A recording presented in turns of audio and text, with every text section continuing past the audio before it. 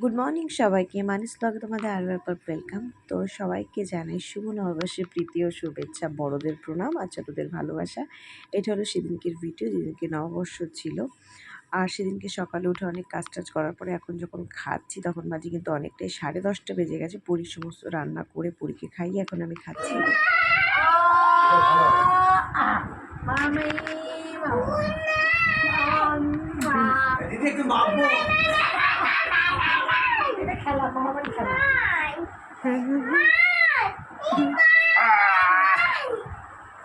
আমাকে একটু মায়ো, আমাকে একটু মায়ো।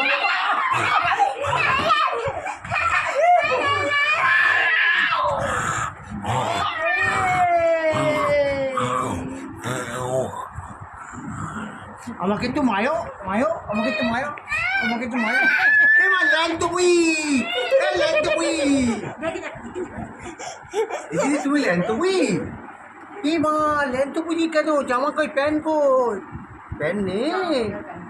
এ বাবা এরকম কয় না, তার মুখে মুখে কি মা দেখি তার কোথায় এরকম লিখেছে এই যো।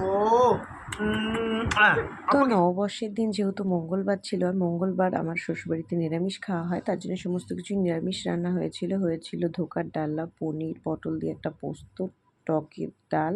তো এগুলোই রান্না হয়ে গেছিলো। আর আমি যখন খেতে বসেছি তখনও খুব দেরি হয়ে গেছে, 2:30-3টে বাজে। এখন আমি খাবো, খেয়ে তারপরে সন্ধ্যেবেলা একটু সেদিনকে বেরিয়েছিলাম মামুনির সাথে। না আমার সাথে যাচ্ছি, আমার সাথে যাচ্ছি, না আমার সাথে যাচ্ছি, আমার সাথে আমি যাচ্ছি। দেখি হায় হায়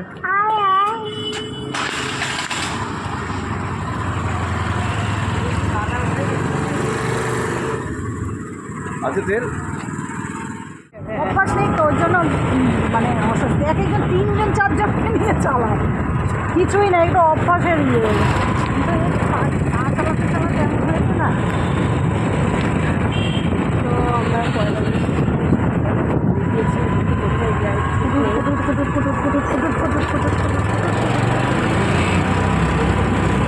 তো সেদিনকে ছিল প্রচণ্ড গরম, আর আমি মেনলি পুরীর জন্যই বেরিয়েছিলাম, কারণ পুরী ছোটো মানুষ, ওকে নিয়ে বেরিয়েছিলাম। কিন্তু এত গরম, আর ফুচকা খাওয়ার জন্য বেরিয়েছিলাম। ফুচকা তো খাইনি কারণ গরমের মধ্যে। তারপরে ভাবলাম, মামুনি বললো যে চপনি বাড়ি গিয়ে মুড়ি দিয়ে খাবো, তো সেটাই করেছিলাম। আর তারপর একটা দোকানে গেছিলাম, মামুনি এখান থেকে কুর্তি নেয়, তো সেই দোকানে গিয়ে বাড়ি চলে গেছিলাম। তো চলো ভিডিওটাকে এখানেই এন্ড করলাম, টাটা।